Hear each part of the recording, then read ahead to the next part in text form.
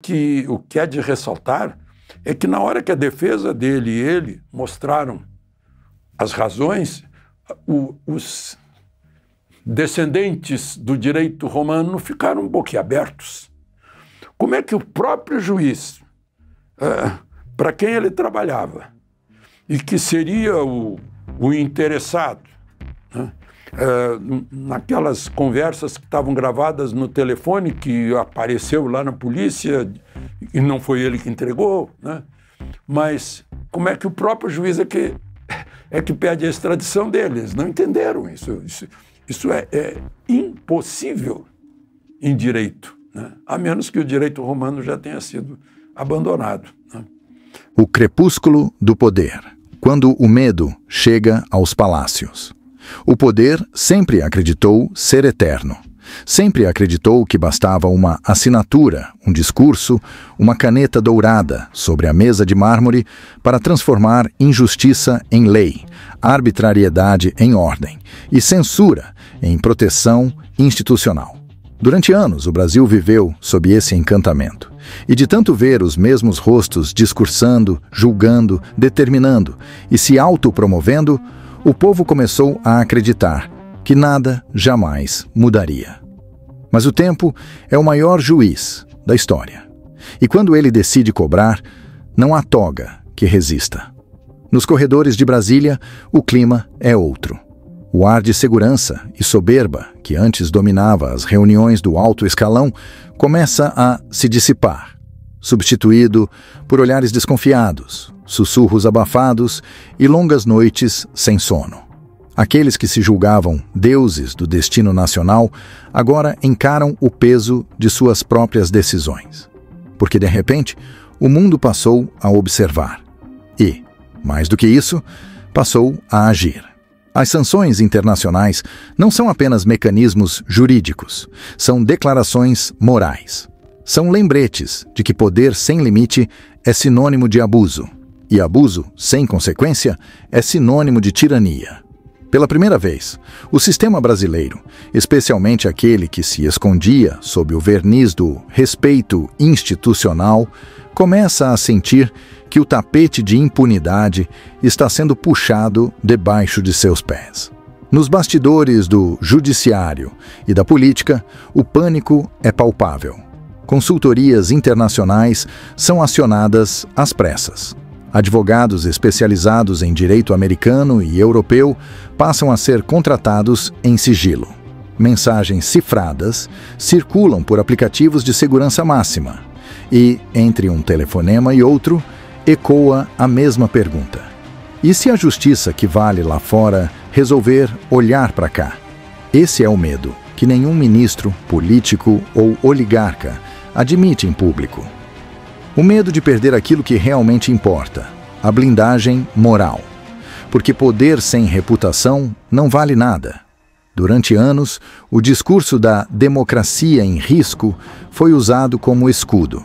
Mas agora é o próprio sistema que se tornou risco para a democracia.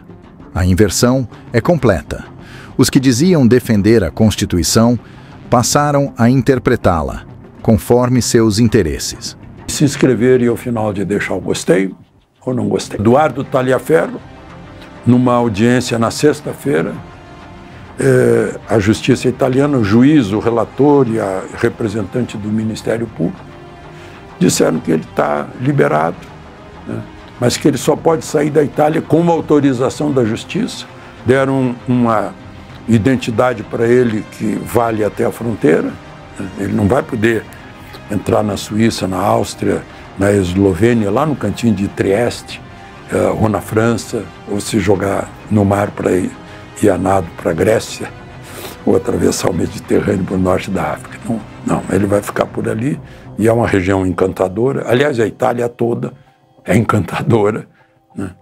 Mas o que é de ressaltar é que na hora que a defesa dele e ele mostraram as razões, os descendentes do direito romano ficaram boquiabertos. Como é que o próprio juiz, para quem ele trabalhava, e que seria o interessado, né? Naquelas conversas que estavam gravadas no telefone, que apareceu lá na polícia, e não foi ele que entregou, né? Mas como é que o próprio juiz é que pede a extradição deles? Não entenderam isso. Isso é impossível em direito, né? A menos que o direito romano já tenha sido abandonado, né? Mas essa foi a grande questão, ninguém acreditou, né? Depois ainda veio essa questão aí do Felipe Martins, em que ele destituiu advogados, Felipe Martins e o outro, depois voltou atrás. Agora, para voltar atrás mesmo, devia voltar até 14 de março de 2019, né? Quando foi criado o inquérito do fim do mundo pelo ministro Dias Toffoli, sem Ministério Público, como determina a Constituição, e indicou direto, sem sorteio, o Alexandre de Moraes como relator. Era como se fosse um inquérito administrativo interno do Supremo. Jabuticabas. Os que deveriam garantir o equilíbrio dos poderes se tornaram parte ativa do desequilíbrio. E os que se proclamavam guardiões da lei, hoje, tremem diante da possibilidade de serem julgados pela mesma lei que manipularam. Nos gabinetes de luxo, onde o silêncio custa caro, os assessores evitam pronunciar certas palavras. Sanção, bloqueio, investigação internacional.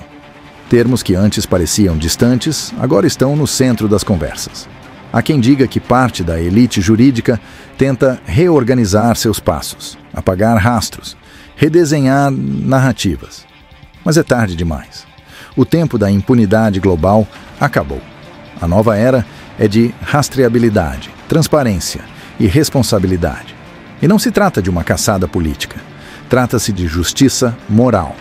O mundo está mudando. A soberania já não é mais desculpa para a impunidade. Quem violou princípios universais, seja por corrupção, perseguição ou abuso de autoridade, agora responde perante algo maior do que fronteiras. Responde perante a consciência do mundo livre. O medo, agora, é real. E ele não nasce de ameaças, mas de certezas. A certeza de que as ações do passado têm preço. A certeza de que os abusos deixaram rastros. E a certeza de que quando o povo e a história se unem, não há tribunal que possa detê-los. Os mesmos que um dia zombaram da justiça divina, agora sentem o toque frio da justiça terrena. E é simbólico. As luzes dos palácios ainda brilham, mas o brilho já não reflete poder. Reflete desespero. Os discursos continuam, as entrevistas seguem, as cerimônias ainda ocorrem. Mas nada é como antes. Porque quando o medo entra por uma porta, a autoridade sai pela outra. Os ministros que antes se achavam imunes ao julgamento popular, agora tentam se defender da própria imagem que construíram. Brasil, novidades no caso do Felipe Martins nos Estados Unidos. Notícia que muitos estavam aguardando. Que sexta-feira, né?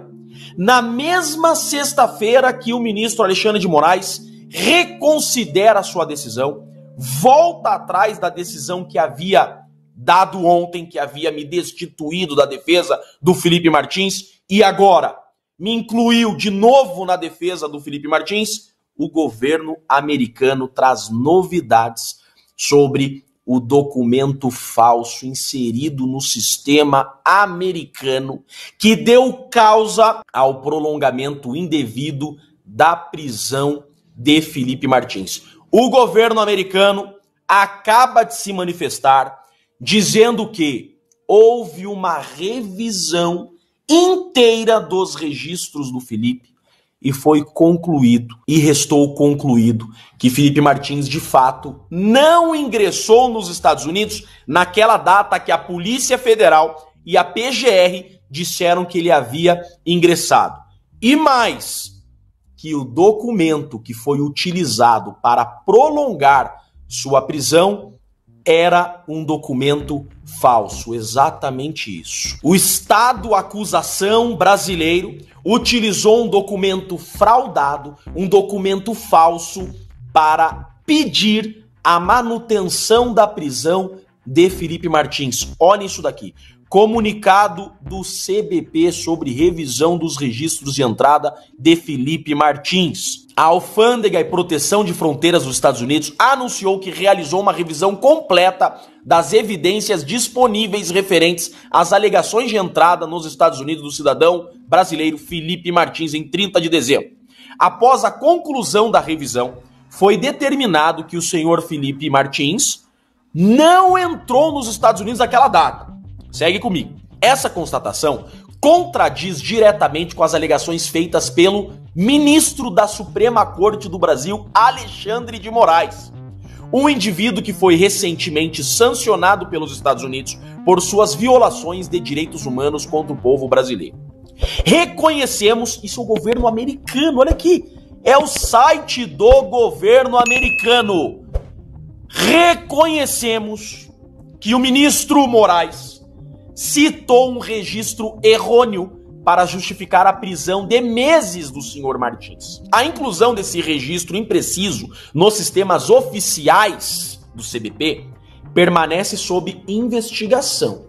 E o CBP tomará todas as medidas apropriadas para evitar que discrepâncias futuras ocorram. Deixa eu explicar uma coisa para vocês. Os Estados Unidos acabam de dizer que estão investigando esse caso e que o documento que foi usado pelo delegado Shor, pelo PGR e pelo ministro relator para prender Felipe Martins e mantê-lo preso é um documento falso que foi inserido no sistema americano de forma fraudulenta. Deixa eu contar. A de um poder sem limite, sem empatia e sem autocrítica. Mas a história não perdoa os excessos. E a história, essa sim, está em julgamento. Enquanto isso, o povo assiste, calado, mas atento, indignado, mas paciente. Porque o povo já entendeu que a verdadeira mudança não virá das instituições viciadas, mas da pressão moral da sociedade desperta. E é isso que apavora os poderosos.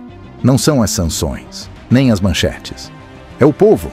É o olhar silencioso de milhões de brasileiros que já não acreditam nas versões oficiais, que aprenderam a investigar, a questionar, a conectar os pontos. Esse novo Brasil, o Brasil que lê, que pesquisa, que expõe, é o inimigo natural da velha estrutura. E é esse Brasil que está vencendo. O medo que hoje percorre os corredores do poder é o prenúncio de um novo tempo. Um tempo em que a justiça volta a ser justiça, e não espetáculo. Em que a autoridade volta a servir, e não dominar. Em que a Constituição deixa de ser arma de retórica e volta a ser contrato de liberdade.